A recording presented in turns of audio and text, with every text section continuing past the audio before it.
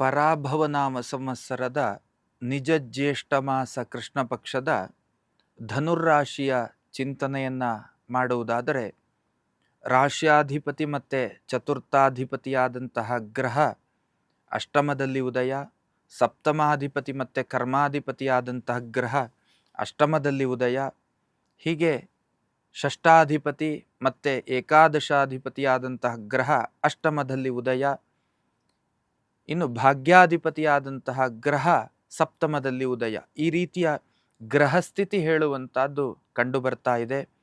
ಪ್ರಯತ್ನಗಳು ಅನೇಕ, ಫಲ ಹೇಳುವಂಥದ್ದು ಶೂನ್ಯ ಆಗುವಂತಹ ಯೋಗ ಫಲಗಳು.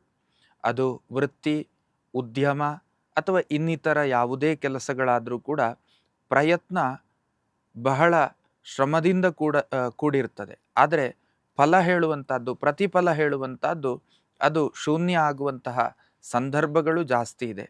ರಾಶ್ಯಾಧಿಪತಿ ಮತ್ತು ಚತುರ್ಥಾಧಿಪತಿಯಾದಂತಹ ಗ್ರಹ ಅಷ್ಟಮದಲ್ಲಿರುವುದರಿಂದ ಇಂತಹ ಒಂದು ಅನುಭವಗಳು. ಇನ್ನು ಕರ್ಮಾಧಿಪತಿಯಾದಂತಹ ಗ್ರಹನೂ ಕೂಡ ಶುಭಕಾರಕನಾದಂತಹ ಸ್ಥಿತಿಯಲ್ಲಿ ಇಲ್ಲದೇ ಇರುವುದರಿಂದ ಅದು ಕೂಡ ನಿಮಗೆ ಒಂದಷ್ಟು ಋಣಾತ್ಮಕವಾದಂತಹ ಅನುಭವಗಳನ್ನು ಕೊಡುವಂತಹ ಲಕ್ಷಣಗಳು ಜಾಸ್ತಿ.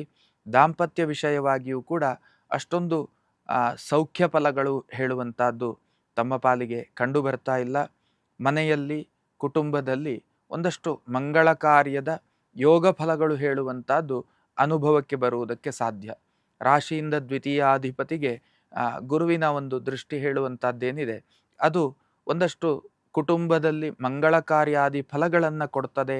ಮಂಗಳ ಕಾರ್ಯಾದಿ ಫಲಕ್ಕೆ ಪೂರಕವಾದಂತಹ ಅನುಭವಗಳನ್ನು ಕೊಡುವಂತಹ ಫಲವಾಗಿ ಕಂಡು ಬರ್ತಾ ಇರುವಂಥದ್ದು. ಹಾಗಾಗಿ ಇಂತಹ ಒಂದು ಸಂಭ್ರಮ ಹೇಳುವಂಥದ್ದು ತಮ್ಮ ಪಾಲಿಗೆ ಕಂಡು ಬರ್ತಾ ಇರುವಂಥದ್ದು.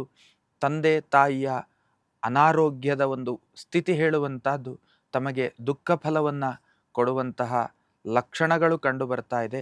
ಮಾನಸಿಕವಾಗಿ ಒಂದಷ್ಟು ಒತ್ತಡಗಳು, ಮಾನಸಿಕವಾಗಿ ಒಂದು ಸ್ಪಷ್ಟತೆ ಇಲ್ಲದೇ ಇರುವಂತಹ ಸ್ಥಿತಿ, ಮಾನಸಿಕವಾಗಿ ಒಂದಷ್ಟು ಗೊಂದಲದ ವಾತಾವರಣ ಇತ್ಯಾದಿ ಎಲ್ಲ ಅನುಭವಗಳು ಕೂಡ ತಮ್ಮ ಪಾಲಿಗೆ ಕಂಡುಬರುವಂಥದ್ದುಂಟು. ಇನ್ನು ಗುರು ಸಮಾನರಾದಂತಹ ವ್ಯಕ್ತಿಗಳ ಜೊತೆಗಿನ ಒಂದು ಬಾಂಧವ್ಯ ಹೇಳುವಂಥದ್ದೇನಿದೆ, ಅದು ನಿಮ್ಮನ್ನು ರಕ್ಷಣೆ ಮಾಡಿಕೊಂಡು ಬರುವಂತಹ ಲಕ್ಷಣ.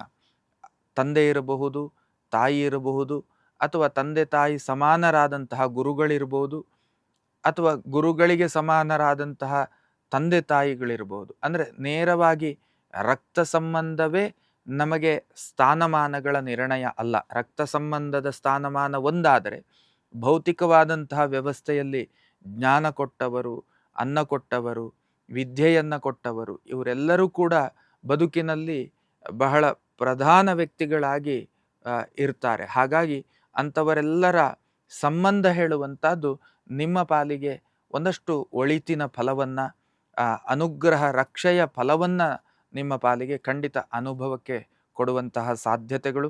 ದೈಹಿಕವಾದಂತಹ ಆರೋಗ್ಯ ವಿಷಯದಲ್ಲಿ ತೊಂದರೆಗಳಾಗುವುದಿಲ್ಲ. ಆರ್ಥಿಕತೆಯ ವಿಷಯದಲ್ಲಿಯೂ ಕೂಡ ದೊಡ್ಡ ಮಟ್ಟದ ತೊಂದರೆಗಳೇನು ಕಂಡು ಬರ್ತಾ ಇಲ್ಲ. ತಾವುಗಳು ಮಾಡಬೇಕಾದದ್ದೇನು ಕೇಳಿದರೆ, ಗುರುಗಳ ಪ್ರೀತಿಗಾಗಿ ಒಂದಷ್ಟು ಅಧ್ಯಾತ್ಮದ ಒಂದು ಆಚರಣೆ ಹೇಳುವಂಥದ್ದನ್ನು ಮಾಡುವಂಥದ್ದು. ಇದರಿಂದ ಬಹುತೇಕ ಶುಭದಾಯಕವಾದಂತಹ ಅನುಭವಗಳು ಮತ್ತು ನಿಮ್ಮ ಕುಲದೇವರ ಉಪಾಸನೆ, ನಿಮ್ಮ ಮನೆತನದ ದೇವರ ಉಪಾಸನೆಯನ್ನು ಮಾಡಿ.